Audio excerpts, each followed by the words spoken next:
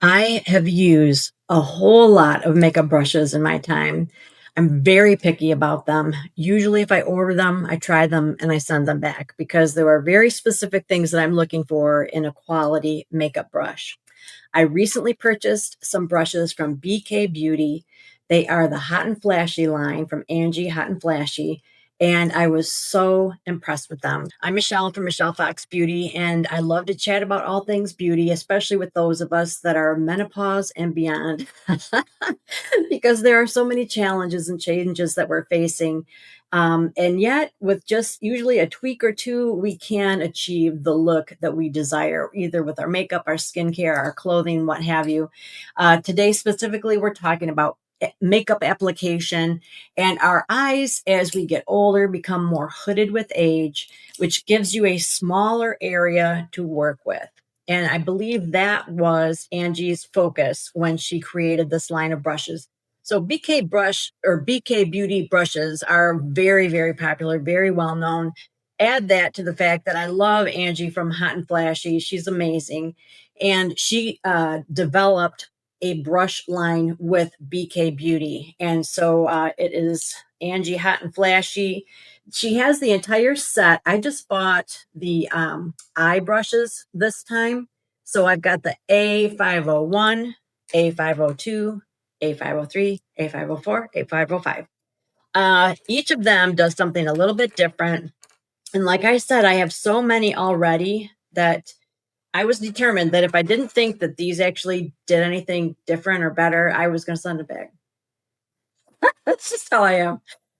But let's talk about each one. So A501, this is the lid shader. And what's different about this from other all over eyeshadow brushes that I've used in the past is the bristles are much longer and they're much softer. And I'm going to demo it in a sec, so I'll explain that in more detail. The next one is the A502, and that is the crease shader, and it also has very soft bristles. It is long and tapered, but it's a little fuller than a lot of the crease brushes that I've used in the past. And yet it creates a very precise look, which is what we need as our eyes become more hooded. We need to be more on purpose with our placement. And so I will show you this in action. It did make a difference. I'm super excited to show you the result. You're gonna love it. After that, we've got the A503. Oops, I'm grabbing the wrong one. 503 is this one right here. And this is the blender brush. It's just a large, fluffy brush. It's the type of brush that you don't dip into any color. You just use it literally just to blend things out. I have a lot of blender brushes. I wasn't sure that this would be any different than any of the other ones. It was, and I'm going to show you that in a moment. All right, the final two, we have the A504. It is the detailer brush. It has a very skinny head, so it's long and tapered, similar to the crease shader and the blender, but it's much smaller. So this is going to help you when you are adding your accent color to just really get it exactly where you want it and using just the right amount as well. So this is a detailer brush. This is absolutely different than any brush in my collection. I don't have anything like this. So this was brand new to me. And then the last one is also new-ish. I'll explain what I'm talking about. So this is the 505, and it is a shimmer brush. It is basically the same structure as a cream eyeshadow brush or a concealer brush. It has like the really stiff bristles. So I have those. But no one had ever pointed out to me before that this is the perfect kind of brush to apply shimmer in the middle of your lid. And I'm going to demo that as well. And what makes this one different is that it is just the perfect size and shape to do exactly that. So let me show you how I use these brushes. All right, we're going to start out with the first brush in the eye brush collection. Angie Hot and Flashy is A501. And she calls this her lid shader. And it is similar to a traditional all over eyeshadow brush that I've used in the past, but it is a little longer and it is much softer. And the reason that she wanted it to be very soft was so that it could get in any of the wrinkles on our lid. And I hadn't ever really thought about that. But it does a really good job of doing exactly that. So, of course, I have on eye primer. That's always really, really important.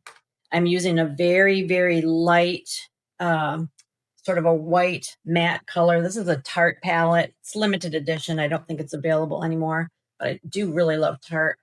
And we're going to put that just on my lid. And immediately I felt it, I could tell that it was much softer.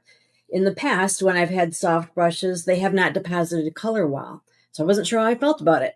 But this deposits color really, really well. And so when I saw her demo it, after she had put it on all over, she's pointed out that there's like kind of an area in here that doesn't always grab the color just right. And so she puts a little more on the brush and comes in just in this area and puts a little more. And because the bristles are so soft, she can kind of work it around, work it in so that it does indeed get into all of those little crevices. So it works beautifully. It works really, really well. I've got probably 5 other all over eyeshadow brushes, but I can tell this is going to be my favorite. She didn't mention putting anything below the brow, but that's just kind of my jam. So I'm going to put that same soft matte shade right underneath my brow. And then we'll do the other side. Just loading it up, patting it on. When you want to deposit a lot of color, you use more of a patting motion than a brushing motion. And so I like to have a nice amount of that highlight on my lid. So kind of did that once over. Now I got a little more on there, pulling this ever so carefully. And then I'm rubbing this to make sure that I'm getting in all the different little wrinkles, that crepey skin. Part of that's a technique for disguising the crepiness is to make sure that we get the color in all over. Otherwise, we're really emphasizing the crepiness because there's like those little tiny lines of no color. And so we don't want that. Very, very nice. So I give this 5 stars. I mean, it is different than my other all over eyeshadow brushes. Therefore, it has a place in my wardrobe. And I do like it. I see the benefit of having it be longer and softer. I very much like this. This is the A501. All right. So now we're going to move on to the A502. And this is somewhat of a traditional mid-tone brush, crease brush. It's long and tapered. Again, it's really soft. It's not super big. It's not wide. As we age, our eyes become more hooded, which means we're working with a more precise area. We don't have, all that wide real estate available anymore. We're working more like in cracks and crevices. So I'm taking this A502. I'm putting one of my lighter browns, and then I am going to do sort of a windshield wiper motion in my crease, but I'm going to be careful not to come out too far because that tends to be a mistake that I make too often. So it's just a really simple maneuver, and it's really nice. I mean, it's nice and soft, but it still deposits the color well. It's a good width so that it's not getting all over the place. It's getting just right in the crease. But if you do want to work that color up a little higher or a little lower, it's soft enough that you can very easily do that. So this one, even though it's nice and soft, it sort of blends itself really. But this step is meant to really lay down the color. And there's a different brush that is meant to blend at this point. So we're going to move on to the A103, A503, I'm sorry, A503. And then this is the blending brush that she uses. And so it is much fluffier. It's much bigger and fluffier than the original one. And this is purely just for buffing this out. And so at this point, if you want to bring it up a little higher, you kind of work that color up a little higher. On this eye, I do higher, but then I also like to bring it down lower because this is the eye that shows more lid. And so I like to kind of camouflage that a little bit. And this is a beautiful blending brush, beautiful size, feels great, does a great job. All right, next couple of brushes are absolutely unique and they have changed the way that I have been doing my makeup. So this one is a precision brush. Let me see if that's what she calls it exactly. Detailer. All right, she calls it a detailer. And it's similar to the A502, but it's much smaller, skinnier, smaller, not as long. And so this is when I'm going to take that darker brown, tap off the excess, and I'm basically going to do right in the crease just exactly like I did before, but now we're even more precise and the color is a little darker, so we're deepening, we're giving it a little more depth and drama. And we've got one other area that we're going to apply it, but let me get the other eye done. So it's not the path that it is leaving behind is not as wide as the other one. This is more precise. And then I'm going to dip into that same darker brown and I'm going to come from where I left off in the crease. I'm going to bring it down toward my lash line, basically just kind of making a line. And then I'm going to feather that line in so that I am covering a little bit of that outer edge of my lid. I need to get a little more, I think.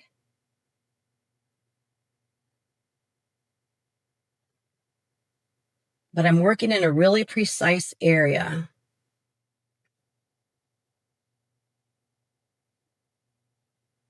I'm going to come up a little higher here because I do like to have that kind of push away my hood. And we're going to blend with another brush in just a sec. All right, let's continue on this side. So I'm just pretty much making a line from where I laid that crease color down toward my lashes.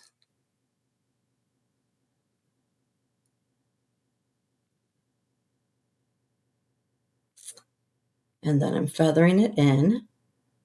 At this point, I'm using this same brush, but we are going to blend with a different brush. I'm still depositing the color where I want it. I'm bringing it up a little higher to push away my hood.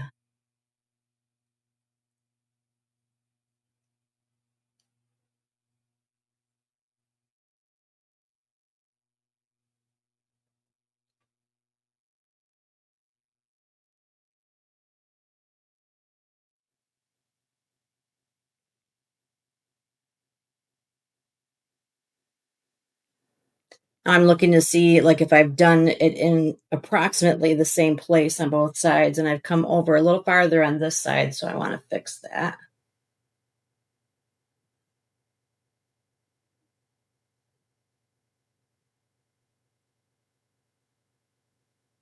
All right. Now I'm going back to A502, not the big blender, but the crease brush. Crease shader. She calls it a crease shader. Okay. And I'm not dipping into any color. But now I'm just going to go over everything I just did, those two, the really light brown and the deeper brown, and just blend them together so that it's more seamless. But I'm not using the big blender brush because I'm still staying in a fairly precise area. The whole thing about this brush set is it is recognizing that as we age, we need to be more on purpose. We need to be more precise with our application. And the size of these brushes, the softness of the brushes is making that doable. Something that I noticed big time, big time, is that I love how it blends this outer corner. You can still see the drama. You can still tell that I have a darker color in that outer corner, but it blends out the edges so nicely that it's not real harsh. I feel like my looks in the past have been a little too harsh The lines have been too hard, and then when I've tried to blend out the lines, I've lost the line. And so this is just that perfect balance where I'm getting that darker area and it's being blended, but it's not washing it away. Love that. All right. Then the last brush in the eyeshadow collection is the no, yeah, Angie, A505, A505. And it is, you can consider it, she calls it a shimmer brush because she likes to add shimmer at this point, and that's what we're going to use it for. But it's a nice, stiff, bristled brush. And so you could use it for concealer, you can use it for cream or liquid eyeshadow. I use it for my eye primer. But what is nice is you can load up on a nice shimmer shadow and just lay that down on your lid in the center. And it's going to deposit just a perfect amount. And you have a lot more control. When I tried doing this with my finger, I don't have as much control. I end up getting it a little higher than I want it, and I end up getting some below. And we are going to blend that out in a sec. But right now we're just laying it down. And this is just the perfect size. It really does. And it picks up the shimmer really, really well. Picks it up and lays it down. Shimmer can be funny, 'cause in many ways it's easy to work with. But when you're trying to get that perfect amount in the middle of your lid, it can get a little tricky. And that's why a lot of makeup artists resort to using their finger because of the warmth of their finger and how they can control where they position it and everything. But as we age, our fingers get funky. Only way I know how to explain it. All right, now I'm going to go back. Let me think. Honestly, I don't remember if she used the big blender or the number 2 blender. I'm going to use the number 2. And she just kind of buffed out the sides.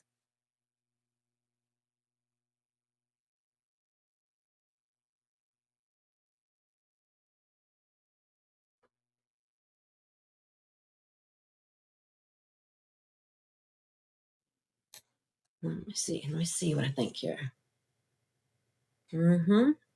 Beautiful. So pretty.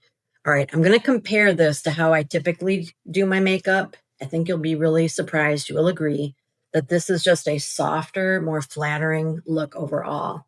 And I'm also going to put on some liner, and I'll be right back. All right, so I've talked about them, I've demoed them. Let me just show you the difference that it has made in my makeup application, okay? So this is the look that I did today with those brushes. You can still, see some drama, but it's not overpowering. Let me compare this to how I typically do my makeup. Can you see a difference? I'm guessing you can. I have a tendency to go overboard with all of it. Too dark, too much, too wide of an area. I think it's because I wear glasses and I'm always thinking I need more so that it shows up. But it ends up just not having that soft, blended, professional look that I want to achieve. And this helped me achieve it. So I am absolutely 100% impressed with these brushes. I cannot recommend them enough. Her complete set has a couple more brushes, but first time around, I just wanted to sample her eye brushes. But there is a price break when you order them as a complete set. Here's a couple other little tidbits. If you order on the BK Beauty website for the first time, you can get a discount. Just your first order gets a discount, so look for that promo code. But these are also available on Amazon and TikTok Shop. So you know me, I love to get the best price. So just check out each spot and see where you're going to get the best price. But I absolutely recommend that you give these a try. They will totally change your makeup game. So let me know what your thoughts are. If you see the difference, I would love to hear it. I mean, how can you not? I mean, this is amazing. It really is. If you have any questions, let me know. But I'm just so excited to have finally found something that is going to help me with my makeup game. And these are it. So thanks so much for your time and attention. I do have a blog that corresponds with this video, kind of detailing everything step by step. More than that, I also have lots of freebies and other opportunities. So it doesn't hurt to click it and check that out. Alrighty. I also have a freebie called Age Reversing Beauty Hacks that's available by clicking the link in the description of this YouTube video. So I do what I can to give you the resources that you need to be your beautiful best. I appreciate you all so much. Take a moment and subscribe to Michelle Fox Beauty so that we can stay in touch. And I'll see you next week with yet another topic that is of interest to those of us over 50.